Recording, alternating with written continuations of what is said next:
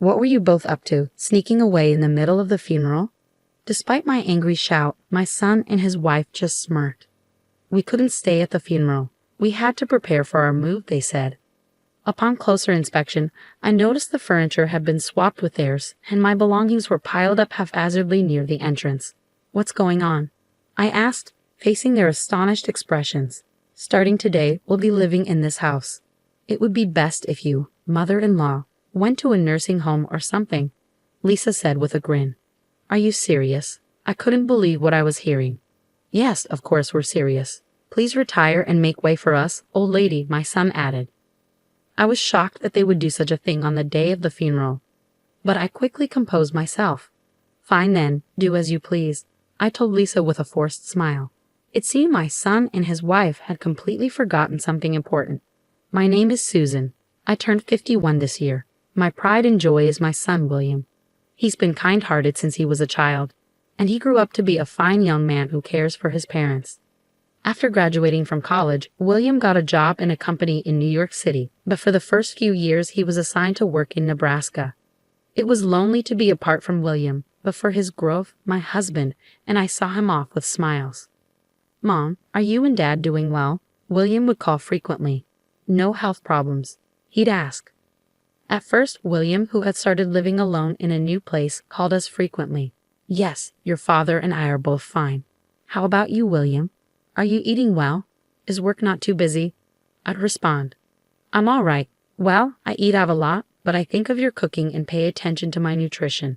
I want to eat your home-cooked meals, but I'll do my best here until I get used to work, William would assure us. My husband and I were relieved to hear our son's enthusiasm for his new job. But after a few months, William stopped contacting us as often. He could at least tell us if he's coming home for the holidays, even by the end of the year, I think.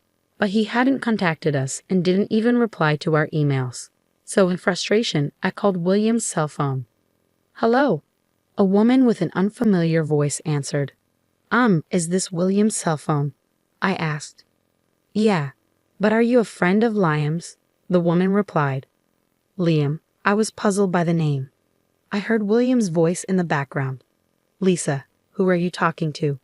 Then Lisa, called by that name, answers William so that I can hear. Hello, William finally answered the phone. Oh, Mom, what's up? Instead of scolding the woman who insulted me, William coldly replied. Confused, I responded. Well, I was worried because you never contacted us. Are you coming home for Christmas? And is the girl who answered the phone earlier your girlfriend? Piss off, William said, using a word I had never heard him use before. What? I was shocked. I said you're pissing me off. Stop interfering in my life. It's so irritating, William yelled before hanging up. There was a time during his teenage years when he became cold, but I never imagined he would suddenly become so rude after becoming an adult. I stood there dumbfounded with the phone in my hand. Seeing my expression, my husband worriedly asked, What's wrong? Did you talk to William? I shared with my husband about the rude woman on the phone and how William had told me to piss off. Maybe it's her influence or maybe it's just him growing up. Let's leave him be for now, my husband suggested. Taking his advice, I restrained myself from contacting William. A year later, with almost no contact from William, he suddenly finished his rural assignment and called to say he was coming back to New York. As we waited for him at home, there was an unfamiliar woman standing beside our son whom we hadn't seen before. William, who is this? I asked. It's Lisa. I'm marrying her, William replied casually. My husband and I were surprised by William's words and looked at the woman, but Lisa didn't greet us and just talked to William. Is this your parents' house? It looks so old-fashioned and uncool, she remarked. Upon hearing her voice, I suddenly realized that she was the woman who had answered my phone call a year ago. When I gave my husband a pleading look, he immediately understood and asked Lisa, Seriously, Lisa, how long have you been dating our son? Huh, I don't remember. Are you the type who cares about how many years you've been dating, mister? Hilarious for an old man, she retorted. My husband, who had been polite to Lisa, was left with his mouth hanging open at her response. Instead of scolding her for her words, William just laughed along with her. This isn't going to work out, my husband muttered, just loud enough for me to hear. I couldn't agree more. We were against our son's marriage, but he and Lisa had already registered their marriage without listening to our opinions. They rented an apartment nearby and started their new life together. You're already married. What about the wedding ceremony? I couldn't help but wonder. Shocked by the news, I asked William. We don't really need a ceremony. Lisa thinks it's a waste of money, he replied. Despite living in a pricey rental apartment, William and Lisa often came to our house for dinner, claiming they didn't have enough money. Although we were happy to see William, Lisa constantly criticized my cooking. Mother-in-law, can't you make more fashionable dishes? This doesn't look good in photos at all, she'd say. I'm not making it for photos. If you have a problem, you don't have to eat it, I'd respond. But Lisa didn't seem bothered. After a year, William started to become more like Lisa, and he would insult us every time he visited. One day, after William and Lisa arrived, I was about to go shopping. William looked down on me and said, Mom, what do you think I called you for yesterday? You should have bought the ingredients beforehand. You're so inefficient. Both my husband and I began to dread William and Lisa's visits. Amidst this, I received even worse news. My husband was diagnosed with cancer. The doctor told us he had only 6 months left to live. Surprisingly, William and Lisa visited my husband in the hospital, perhaps concerned about his condition. After some conversation, they quickly left the room. I hurried to catch up with them to express my gratitude, but I overheard their conversation in the hallway. Your father is in a private room, huh? Isn't that expensive? What a waste of money. Yeah, I thought the same thing. It's not like he's going to survive anyway, so the treatment costs are pointless. It's stupid to spend money on someone who's going to die anyway. True. Hey, Liam, let's get your parents' house once your dad dies. But my mom will still be there. I wish your mother would just follow him quickly. Yeah, it's just a matter of time with her. William and Lisa were making fun of my husband's struggle with his illness and my care for him behind our backs. I noticed my emotions were getting out of control, and I felt like I would lose my composure if I met them in this state. So I returned to the hospital room where my husband was waiting to settle my feelings for a moment. What's wrong? Were you able to express your gratitude to the two of them? My husband asked when he saw me. I relayed the conversation I had overheard in the hallway to my husband, who had been listening quietly, but I could tell he was trembling with anger. I can't believe they would say such things, he muttered, seemingly making a decision. I have an idea. The next day, my husband called William and Lisa into the hospital room. What do you want? We already visited you yesterday. William and Lisa appeared displeased to have their weekend interrupted. I want to talk about the inheritance after my death, my husband said calmly. At the mention of inheritance, Lisa's eyes lit up. Liam is the only son, so the inheritance should be his right. How much is it? As Lisa eagerly leaned in to discuss the money, my husband calmly told her, there are about $70,000 in assets in the bank. The life insurance beneficiary is Susan, so that will go to her. But I plan to leave all the bank assets to William. Lisa thought for a moment. Well, I guess it can't be helped that the life insurance goes to Mom. $70,000, huh? I thought there would be more. But then Lisa suddenly raised her voice. What about the family home? It's in a great location and the land is spacious, so it must be worth more than $100,000, she exclaimed. At Lisa's words, William also excitedly asked my husband, That's right, Dad. What about the inheritance of the family home? My husband spoke quietly. I'm going to put the house in Susan's name. After all, she's the one living there. Upon hearing this, William and Lisa strongly protested. What? That's not fair. Mom's getting the life insurance too, isn't she? The life insurance will mostly be used for funeral expenses and other costs, William argued. Even so, I'm getting the short end of the stick if I only get $70,000 and Mom gets a house worth more than $100,000. That's why I'm saying I'll give all the money in the bank to you, Lisa added. We don't need that petty cash. Forget about the bank money, just leave the house to Liam, they continued. My husband and I exchanged glances and nodded in agreement. Then my husband reluctantly told them, Fine, I'll leave the house to William and all the bank money will go to Susan. Is that okay? All right. William and Lisa celebrated with a triumphant pose. However, my husband continued, However, as I mentioned earlier, your mother is currently living in that house. Even if the ownership is transferred to William after my death, I want Susan to be allowed to continue living there. William and Lisa brushed off my husband's words in their excitement about obtaining the house. To make sure they understood, my husband reiterated the condition. The condition for William inheriting the family home is that Susan is allowed to live there while she's still healthy. William and Lisa, are you both okay with that? Reluctantly, they agree. Yeah, we get it. Father-in-law is so persistent. Hearing their words loud and clear, my husband told them, all right, I'll make sure to include this in the will. William and Lisa left the hospital room in high spirits, discussing how to spend the $100,000 they had just received, without even saying goodbye to us. A month later, my husband's condition took a sudden turn for the worse. The hospital did everything they could, but they couldn't stop the progression of the cancer, and my husband passed away. While I was busy organizing the funeral as the chief mourner, William and Lisa were visibly restless. Even during my eulogy, they whispered to each other and quietly left the funeral home. They never returned after the funeral. When I got home, I noticed the lights were on. Feeling suspicious, I opened the door to find William and Lisa waiting inside. What were you two doing, leaving in the middle of the funeral? I exclaimed, but they just smirked. We couldn't be at the funeral. We had to prepare for our move, they replied nonchalantly. Looking around, I noticed that the furniture in the house had been switched with William and Lisa's. My belongings, which should have been in the room, were piled up haphazardly near the entrance. What's going on? I demanded. Lisa quickly interjected. From today on, we'll be living in this house. It'd be nice if you, mother-in-law, went to a nursing home or something. Are you serious? I asked incredulously.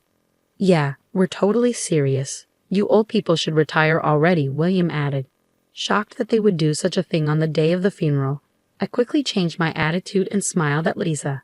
Fine, go ahead, do as you please. William and Lisa were taken aback by my easy acceptance. So you're really going to a facility? Lisa questioned. I'm healthy enough to live alone in this house. So I'm not going to a facility yet. For now, I'll just find a place to live until I settle down. I replied calmly. Satisfied with my response, the couple sent me on my way. 1 month later, I received a call from Lisa. Mother-in-law, she said urgently, a lawyer just called and said that the house isn't under Liam's name but yours. What's going on? Well, about that, I began, explaining to Lisa about the conditional will my husband had discussed with both of them. He told you both that the house would be under William's name as long as I was able to continue living there. Now that you mention it, he did say something like that to make sure there was no confusion later on. My husband made sure to include that in his will. He should have told you in the hospital room. But that doesn't mean we have to give it back. Under a conditional will, if the conditions aren't met, you lose the right to inherit, Lisa retorted. The moment you kicked me out of the house, you lost the right to inherit it. I replied firmly, recalling the conversation I had with my husband in the hospital room. I was furious that they had called my husband as good as dead. My husband was also quite angry at the two of them, making comments that seemed to wish for my early death. However, I had a faint hope that if I died and left William alone, he might revert back to his kind self. If I could continue to live peacefully in our home, even after my husband's death, I was willing to let the ownership of the house go to our son. So I held on to that glimmer of hope. I had also hoped that your hearts would change with my husband's death, which is why I agreed to his proposal. The conditional will was your last chance. I mean, you anticipated this might happen. Lisa conceded. I didn't want to, but you two kicked me out on the very day of the funeral. I reminded her. I never thought you'd treat your parents so carelessly, but thanks to that, I've made up my mind, I declared firmly. Made up your mind to do what? Lisa retorted angrily. To kick you two out of that house and cut ties with you. I responded, my tone unwavering. Well, we won't accept that. This house is ours. We're not going anywhere. Lisa continued defiantly. Liam knows a lawyer, you know. We'll have him do something about it. I knew it was too late for Lisa's struggles to change anything. I simply told her, do as you please, and hung up the phone. The next day, I was called to a cafe by William and Lisa. As soon as I arrived at the designated cafe, the two of them bowed their heads. Mom, I'm sorry, William began, and Lisa echoed his sentiment. Mother-in-law, I apologize. William, who had heard everything from Lisa, consulted with a lawyer he knew and was told that the will was legally binding. He was also explained that since he had broken the conditions, he no longer had any ownership of the family home. Our lawyer friend told us that if we don't leave immediately, we could be sued for trespassing, and we wouldn't have a leg to stand on. William explained, his expression solemn. Mom, please give up the inheritance, he continued. What? We want you to give us the house, Lisa added. I was utterly disgusted with William and Lisa, who still only thought of their own interests even after hearing everything. There's no way I'm agreeing to such a selfish request, I replied firmly. But we'll be in trouble without the house, William protested. What's the problem? Just move out, I suggested. In a barely audible voice, William began to explain their debts and why the family home was absolutely necessary. After I left, Lisa immediately looked up the market value of the house. She discovered that the land was worth much more than they had thought. Lisa suggested to William that they should sell the house quickly while the price was high and get their hands on the cash. William agreed, and the two of them seemed to have been indulging in extravagance for the past month in celebration. Living it up like that, where did you get the money? I questioned, my disappointment palpable. I went into debt. I thought I could pay it back right away if I sold the house. At least a half, Lisa cried, pleading with me. Mother-in-law, please, we can't pay back the debt unless we sell this house. Don't let our family suffer. Don't let your family suffer. How can you say that? I answered indignantly. You two are calling my husband, who was fighting his illness, a failed death and wishing that I'd die soon, weren't you? Yeah, you heard that. Why should I help people like you? This house holds memories with my husband. You two kick me out of it. I will not allow you to sell my memories with my husband as long as I live. William desperately clung to me with a pitiful voice. Then give me the money from the bank. I'll use it to pay off the debt. Huh?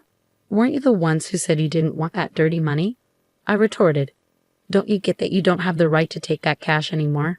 Damn it, if Lisa hadn't said anything unnecessary, we'd have the cash by now. Lisa lashed out at Liam, who regretted his actions.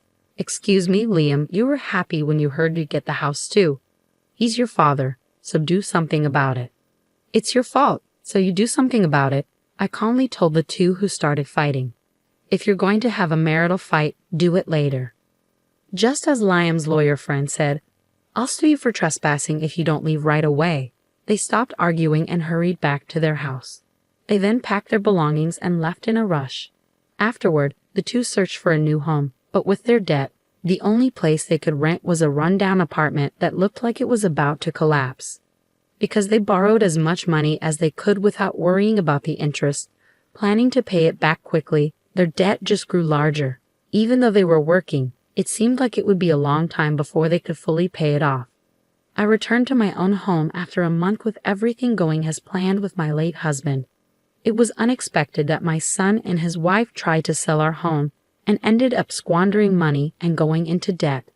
But everything else went according to plan. It might have been an expensive lesson for William and Lisa, but it was a good opportunity for them to reflect on their actions. Finally, living a peaceful life in this house filled with memories of my husband was the happiest thing for me. I'm sure my husband is watching over me from heaven.